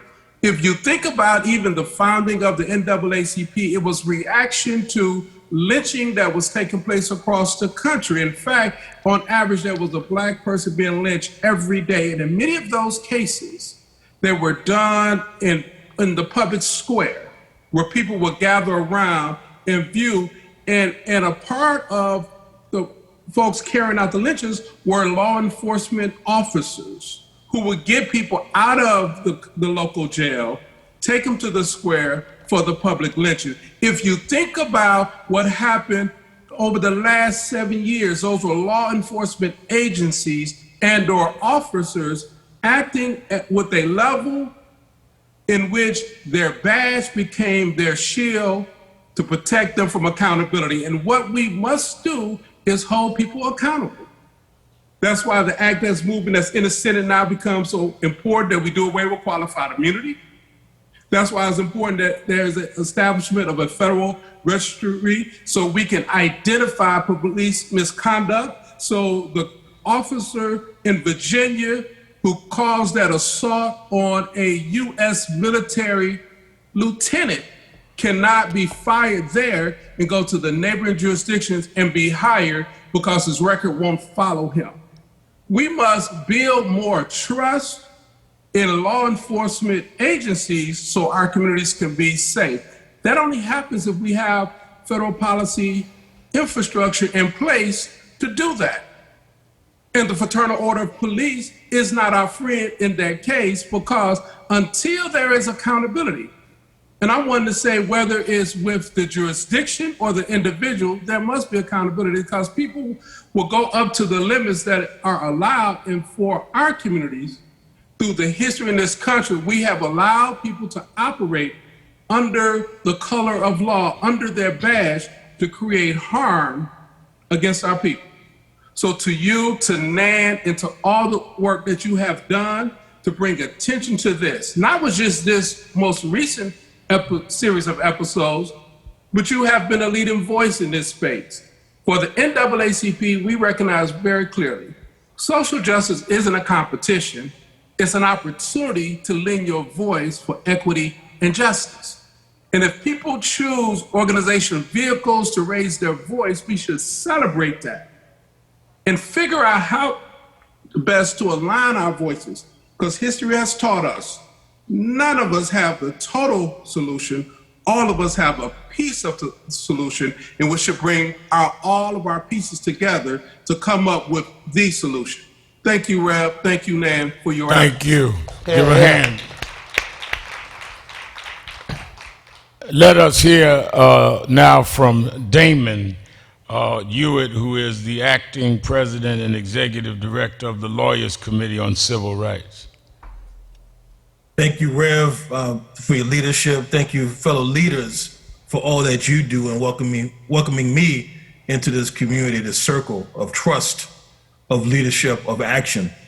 Rev, on the issue that you called the question on these issues about policing, I just want to acknowledge that you were at this before a lot of our organizations were, quite honestly, specifically on local policing in New York City. And being in New York, working there for over a dozen years, I came to understand the role that you played, the role that Nan played in laying the groundwork for us to come together as we are today and as we have been throughout this season of this crisis, this moment of crisis, as Brother Mark Morial put it, because it is a crisis facing us in our communities and nationwide. So many speakers have said so much that's important. What I want to talk about a little bit is about this trust point that Brother President Derrick Johnson spoke about.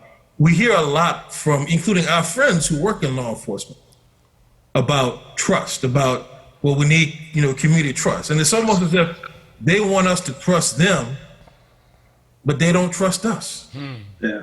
They don't give us that benefit of the doubt. And so wherever you are, whether it's in a relationship, in a family, in the neighborhood, in the club, in the organization, or with the state that has a monopoly on the authorized use of force, there can be no trust without accountability. There can be no accountability without transparency. And there can be no real transparency without access to accurate and reliable information that allows us to be informed, allows us to act, and that ties everything together. And frankly, there can't be any trust if people don't tell the truth. I want to lift up the sister Aisha Braveboy, who's the state's attorney, the lead prosecutor in Prince George's County, Maryland. She has followed the trend that so many other prosecutors at the local and county level have had to do, where they've had to create lists of police officers in their jurisdiction who have such a strained relationship, a Trumpian relationship with the truth, that they can't even call these people as witnesses. She had to create such a list, right? That means we can't trust the police to police us. We can't trust the police to police themselves. Now, we want to be able to do that, right? Because we deserve safety, but we deserve safety on our terms, on terms that work for us, where we're not crying at a clip of almost every week of somebody being killed, where we're not dying in these streets at the hand of the state. We need to build trust in an authentic way based upon the right foundation of accountability, transparency, and frankly, truth. Because you can't have any type of trust without those pieces. Now, some of the speakers have talked about the George Floyd Justice and Policing Act. We stand with you in supporting it. As Brother Mark Morial said, it is not perfect, and there's ways that the legislation can be strengthened. But we are so pleased that it has passed the House of Representatives without people on other sides trying to strip it apart and water it down. Because as much as you want to strengthen it, there's an equal danger of that legislation being watered down. And so I really want to lift up what I know our sister Sherilyn will lift up, and she were here with us, is from the Legal Defense Fund, is the 1-2 punch that this thing brings. And for us as lawyers, it matters because it gives us what we need to fight for our communities in court. It's one, the stripping of qualified immunity, as others have said. It's a judge-made doctrine. This is not a law. It certainly is not in the Constitution of the United States, but it is judge-made law that has been codified at the state level in some way, shapes, and forms that says basically you can get away with almost anything if you say, or if we think you didn't have reason to know you were violating someone's rights. Now, in theory, it might make some sense, but in practice, it's essentially a get-out-of-jail-free card. We also have the second part of that 1-2 punch, which is criminal sanctions. Without getting the details, there's a reason why, Rev, in so many of even the most egregious incidents, the killing of Sean Bell, the killing of Tamir Rice, and so many of these incidents, you don't just see failed prosecutions at the federal level, you see no prosecutions at the federal level. Right. Because the bar has been set so high that it makes it almost impossible to have the federal government come in and intervene. And we see what happens at the state level. We pray for the best for some semblance of justice in the trial of Derek Chauvin. It is not the George Floyd trial, as people like to say, because George Floyd is not on trial, right? It is Chauvin who is on trial for murder. We pray for the best, but we also need that federal hammer to be able to come in as well, right? And so without the civil liability, with this shield of qualified immunity, which essentially means full immunity in most cases, without the ability of a criminal sanction and prosecution at the federal level as a backstop, officers get to act with impunity. Now look, people will try to say, Brother Morial talked about the pencil pushers. They'll say, oh, these folks are anti-police. This is what you hear from the police unions. The police unions who, frankly, have a strained relationship with the truth and reality as well. Because the officer who killed Tamir Rice, they want to appeal the firing, right? They've stepped in to do that. It's almost as if they can see no wrong. They can hear no evil, see no evil, right? That everything is just about protecting officers no matter what. That's not about accountability. That's not a way to build trust, right? So that's a pressure point that we have to hit. But overall, if we come together and we stand together and we work in righteous protests in the streets, if we work in the courts, if we work in the halls of Congress and power, and we demand our version of trust, I believe we can get there on our watch. All right. Damon Hewitt, acting president of the Lawyers Committee. Let us conclude this round, and then I'm going to go around one more time on another issue, and we will be at our 11 o'clock point.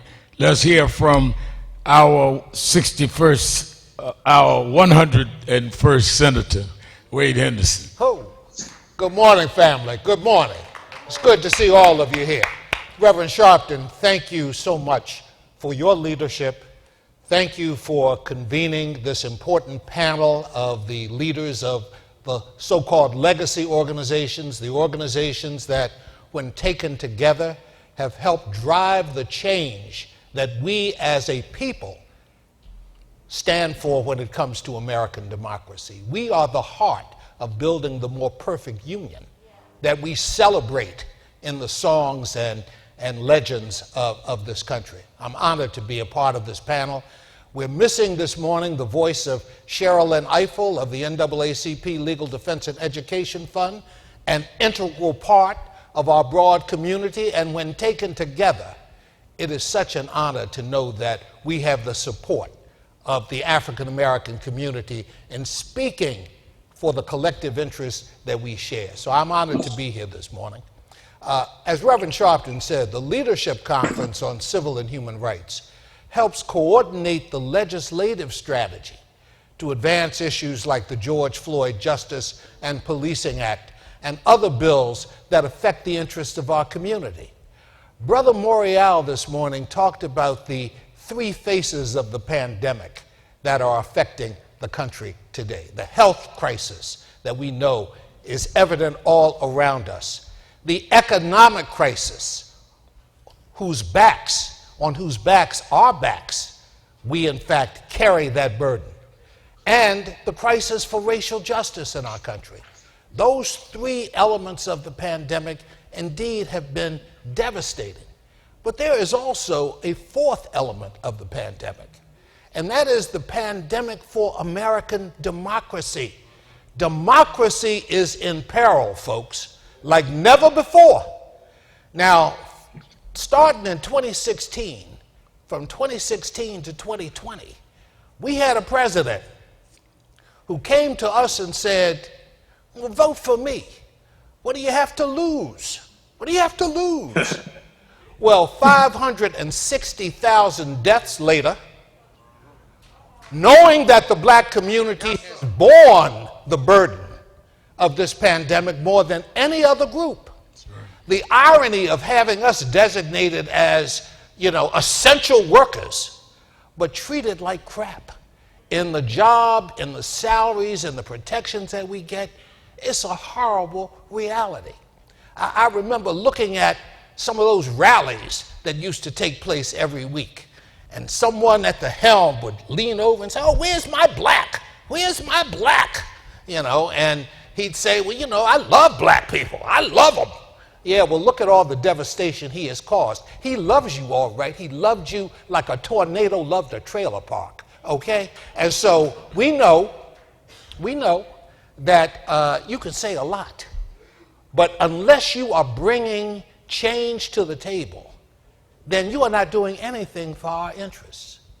Now, it is Congress of the United States that has the power to pass laws.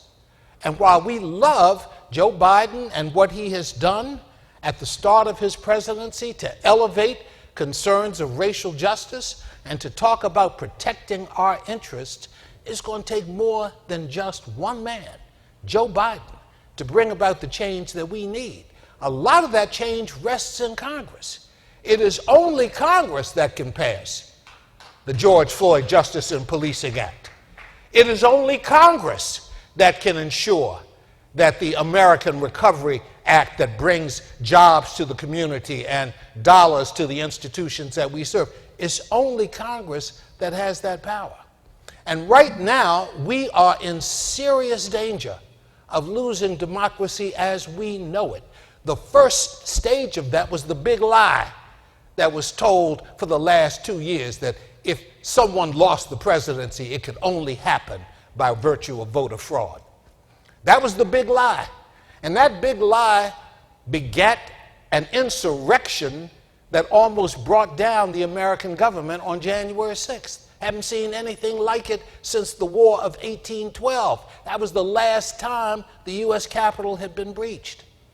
But now we are seeing the second stage of that insurrection, and it's happening in states all around the country. They want to make sure, that is, and look, this is not a partisan program, but unfortunately it is Republicans at the helm of this regressive action. I have to say that.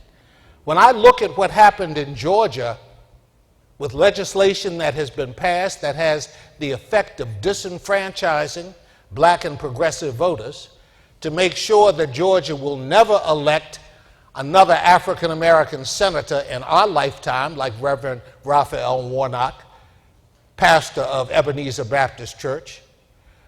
When we see laws that are designed to prevent progressive voices from speaking out, like Senator John Ossoff, the first Jewish American elected to the Senate from the South.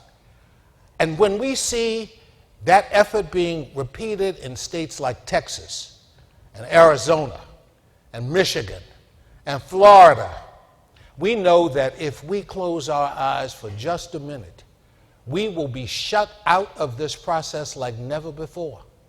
Now, brothers and sisters, there is a reality in America. If you don't vote, you don't count. Voting is the language of democracy. If you don't vote, you don't count. And if you can't vote, if you are denied the right to vote, you can close off democracy as we know it and make sure that only those with money, the elites, those who do not support progressive interests are in power. So what you're seeing now with that Georgia voting rights bill, if that is allowed to migrate to other states in the country, brothers and sisters, we are in big trouble. Now, there are two bills that are pending in Congress that, along with the George Floyd bill, I consider absolutely essential for our interests. One is the For the People Act, known now as S1. It passed the House. It's now pending in the Senate.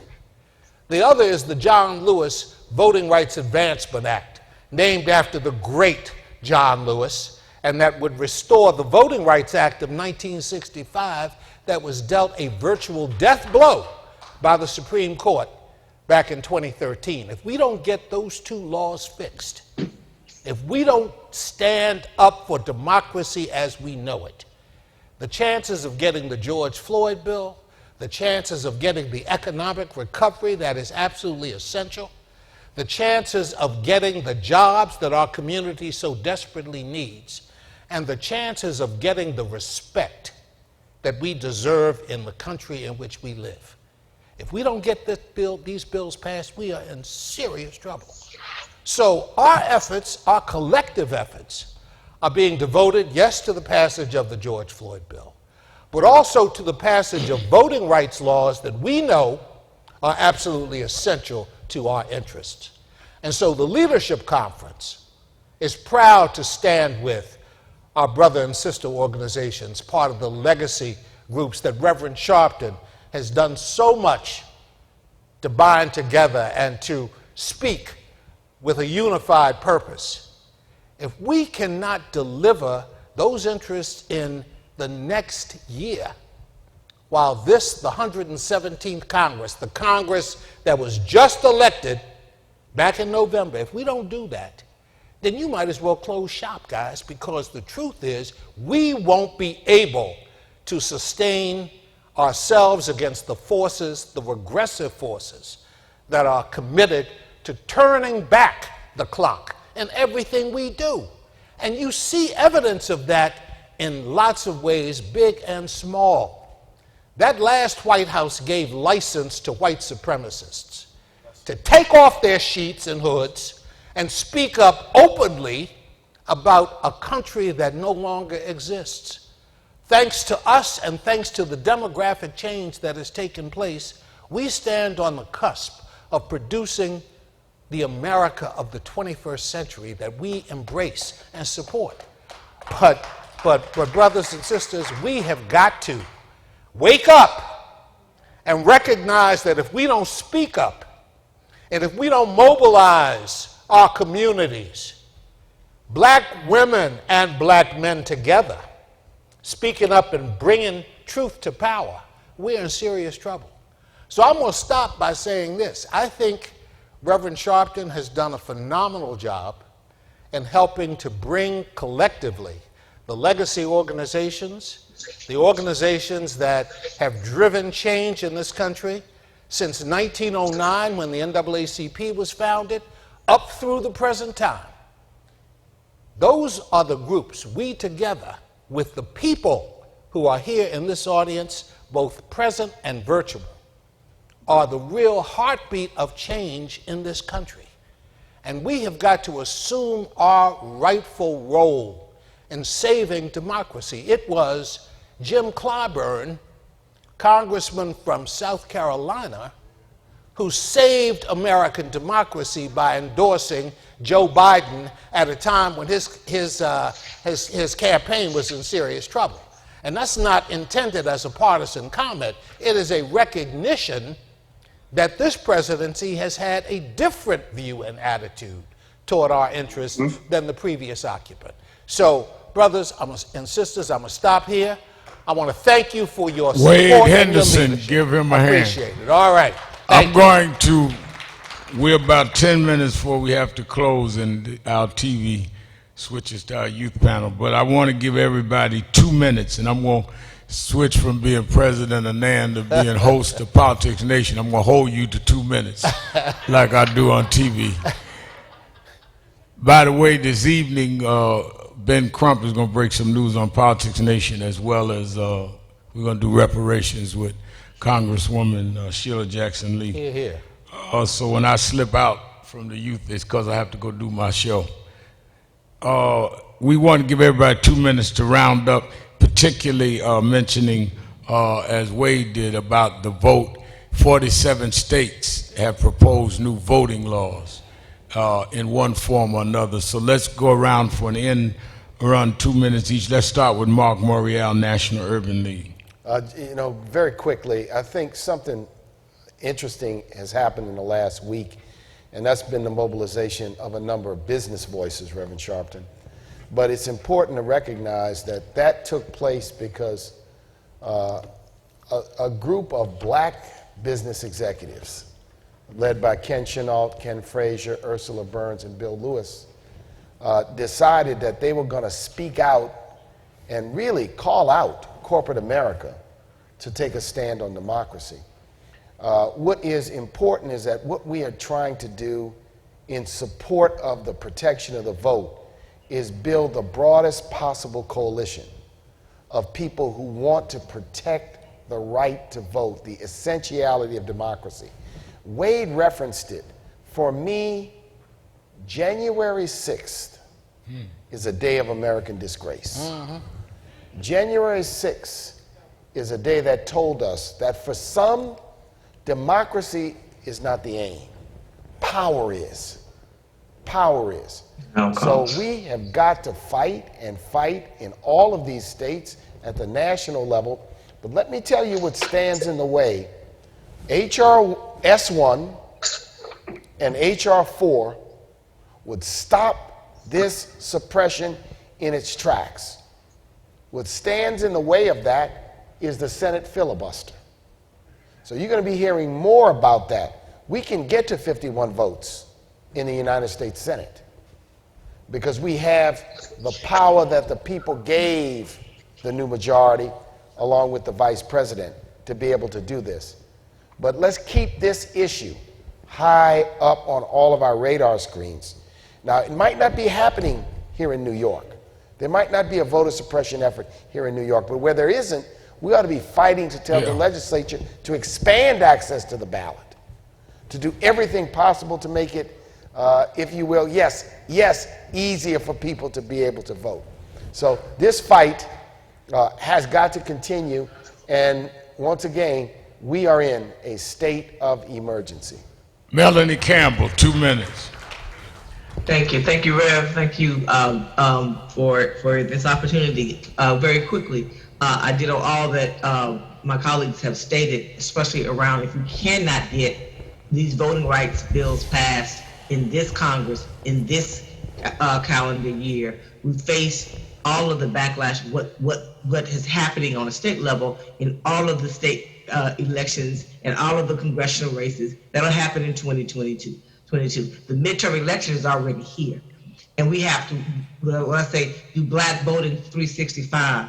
And so, and also because we have governor's races and in New Jersey and in Virginia, and we have several state legislative races and local elections, we have to, as we walk and chew gum at the same time, we have to fight the fight, what's going on in Washington, D.C., but we also have to simultaneously do all we can to make sure that we expand the franchise on the ground. The National Coalition we're celebrating our 45th anniversary, but just rededicating and just continuing to push. And we have to, and it cannot be stated any more than it has been. We are in a state of emergency, and we cannot, failure is not an option in this moment. This is the moment that we have to put it all in, all cross generations, whether you are a new organization or old organization. One of the critical things I think that is wrong in our movement right now is that we are so bifurcated in ways that we are splitting ourselves around generations or I'm more progressive than you are, and all these other kinds of things that are blocking us being laser focused on making the change that is necessary and speaking truth to power and continue to fight in the midst of still a pandemic that we have to continue to fight. So I'm here representing the National Coalition, Black Women's Roundtable, and doing everything we're going to do that we have to do to make change. And the voting rights that have to be passed will allow us to either move forward or move backwards. So I'm there. Thank you. Thank you. Derek Johnson, NAACP.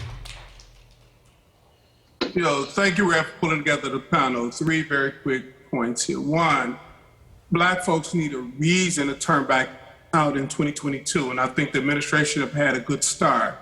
The commitment, cabinet will look like America, it looks like America. Commitment, getting money out the door to address this global pandemic. Over $2 trillion have gotten out the door. Commitment. The infrastructure bill should be a strong job creation opportunity for Black America. And we need to push that, because if you're talking about moving $2.8 trillion out the door for municipalities to improve their water quality, that should equal jobs. That should not equal more consultant opportunities for folks outside the community. That should be about jobs. So reasons for folks to turn out. Secondly, we have to address segregation era procedural rules in the Senate. Mark talked about the filibuster rule, also the blue slip and all the other rules in the Senate that have been used historically to impede progress, especially around racial equity. But in this case, the filibuster, the blue slip, none of that should stop the Senate from passing protections to open up our democracy. We should not send our young people abroad to fight for democracies that's been impeded here. And then finally, thirdly, it was Machiavellian said, in times of peace, prepare for war. We gotta be prepared now for 2022.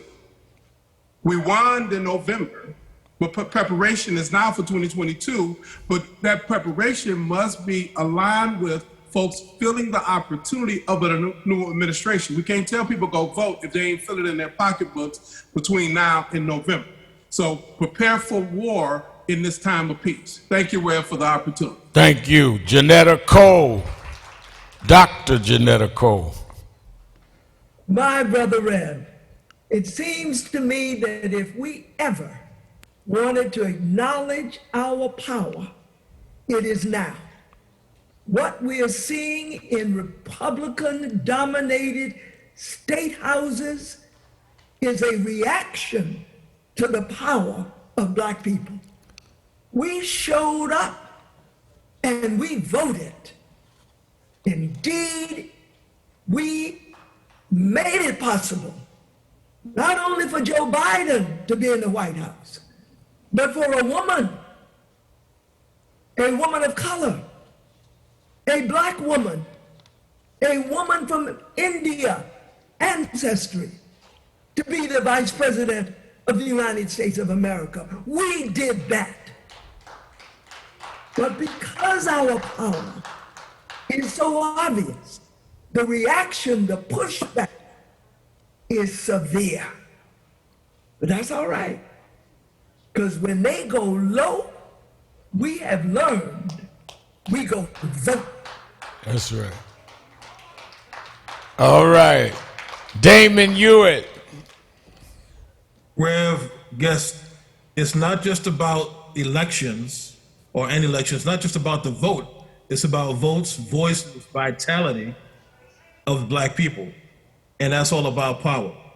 Dr. Cole said it so well, but I'll add to that. What good is power if you don't use it? It will atrophy and it will die. It'll be gone before you know it. And some of us think sometimes we don't have power, we don't have resources, this, that, the other. We have power. We have everything we need. We just have to come together and use it. And in that same vein, one of the things we can do is pressure our elected officials and tell them what we want. And in the spirit of what Dr. Cole said about who we got elected, I also think it's important who we get appointed. Many of you know my good friend, our good friend and colleague, Kristen Clark, has been nominated to serve as Assistant Attorney General for Civil Rights of the United States of America. She'll be the first woman and first black woman to lead in that way. Call your senator, 202-224-3121. 202-224-3121. You can get to any senator in the country that way and let them know that you want to see her confirmed to lead the Civil Rights Division at the Department of Justice. All right. All right. And I hope you that are watching virtually and we're getting the numbers. We had a huge number on opening day when President Biden number. We're about almost there now. So all you tens of thousands watching, get that number 202-224-3121. All right, we're going to have it wrapped up by Wade Henderson. Thank you, brother. Brothers and sisters, I want to use my closing remarks to lift up, to acknowledge, and to thank the young people, the young people of our community and the young people of the country as a whole, for lifting up their voices and demanding change. Lift them up. The status quo is unacceptable. They are not prepared to inherit a world in which they remain the discriminated victims of American democracy. They are not prepared to accept that. Young people have historically been the tip of the spear. We can all remember when Reverend Sharpton was a younger man, pushing as a youth to bring about change in this country. We can all remember people in our communities when they were younger driving change, from Dr. King to John Lewis to a host of others, Fannie Lou Hamer. They are the people who say enough is enough, and they are the ones who give us energy and license in their name to demand a more perfect union. We owe them a debt of gratitude, and one way of repaying that debt is to make sure they inherit a better world in which their voices will be given equal weight to the voices of others, regardless of where they were born, regardless of their zip code, regardless of how much wealth they bring to the table. So we have to do things to make a better world for them. We've talked about a lot of it today. But don't forget eliminating student loan debt for black students who are in college and who need relief. Don't forget about the young people who need jobs when they're young as a way of preparing them for their responsibilities of tomorrow. I'm from Washington, D.C. I want to lift up Marion Barry, the mayor of Washington, who gave young people jobs when no one else did, and helped lay a foundation for change that we still see rippling through the nation's capital. So I want to close by saying, Reverend, thank you for this panel, and thank you for the panel that will follow in lifting up the voices of the youth of the National Action Network and the country to take their rightful place in a seat at the table.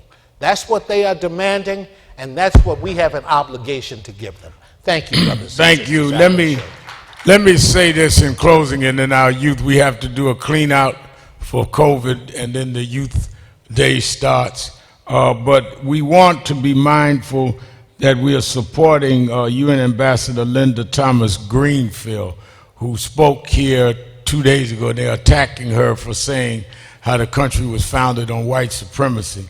Her speech here, they're calling for her removal. Ms. Psaki said at yesterday's White House briefing the president was not going to remove her, but I just want you all to be alerted that we're not going to stand by and allow her speech here to be distorted.